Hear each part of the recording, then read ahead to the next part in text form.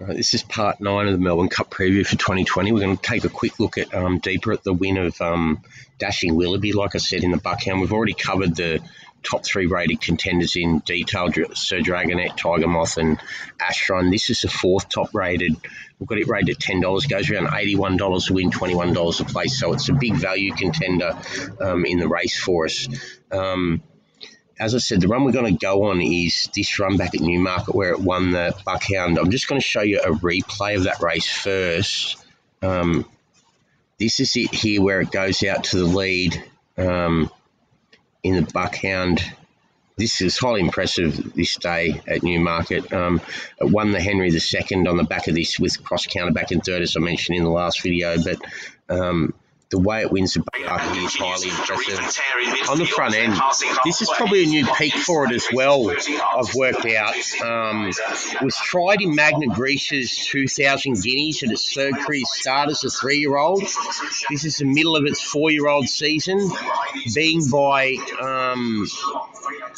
Nathaniel out of a Dylan Thomas mare. Dylan Thomas being a Derby-winning son of Danehill, an Epsom Derby-winning son of Danehill. You'd have to expect that this one is going to be continuing to improve as a mid-season, a late-season 4-year-old as it does here.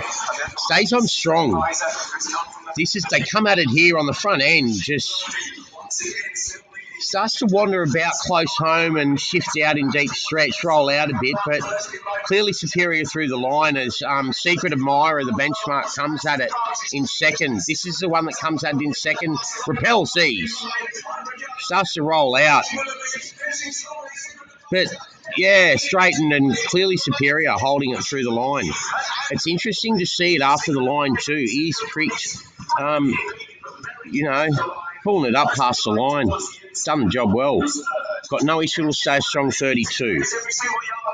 Now, here's the thing. Staying a strong 32, I just, after it made all there, I decided to go back and have a look at the pace of this race. And it drops from 57.5 that day to 54, from 57 that when Oyson rode it that day to 54.5 here. I'm not concerned about the wide gate because I went back and had another look at the pace scenario. And now that I've done the whole race in complete depth, what they will do, and I've got a feeling this may be run at moderate to even instead of even to solid.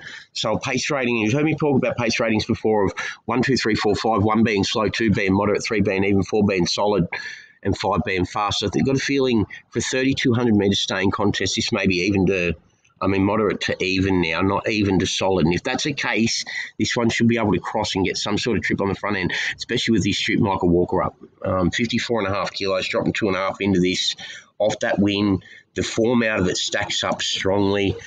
Secret Admirer, the 2nd horse home, won its 2 prior, won at Group 3 at Mayday, and that was a Group 2 where it knocked off, Group 2 quality where it knocked off Due by Future, easily repelled as it come out it on the line once it was straightened up. Good margin back to 3rd. They were the ones that loomed and were taken off the bit earlier in the stretch run. The horse in 3rd, first in line, the New Approach, 4-year-old colt, won the start prior in a good handicap at Chelmsford. Lightly tried, only unplaced once in its career, 4 from 7 winner prior. The 4th horse home, come out and won the next start at listed level by a good gap back to 3rd, then won a good handicap before knocking off Search for a Song at Group 2 level at Ascot. Over 2 mile last start. Like this form stacks up left, right and centre. The 5th horse home, there's a line back to Barney Roy after its return from a failed stud career. The 6th horse home gives us a line. The 7th horse home, beaten 5 1/4, gives us a line back to Naif Road, beaten 1.5 to start prior. As I said, Naif Road's a benchmark for this race, the Melbourne Cup.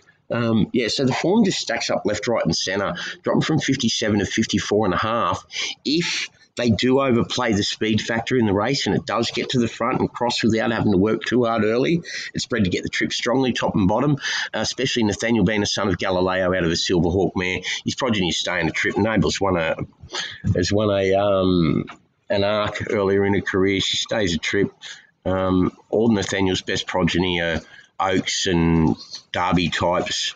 That's proven. As I said, he ran 2nd in Frankel's maiden, was probably the best maiden of the 20th century, that maiden. But anyway, that is Dashing Willoughby, a huge chance. Goes around, as I said, at the odds.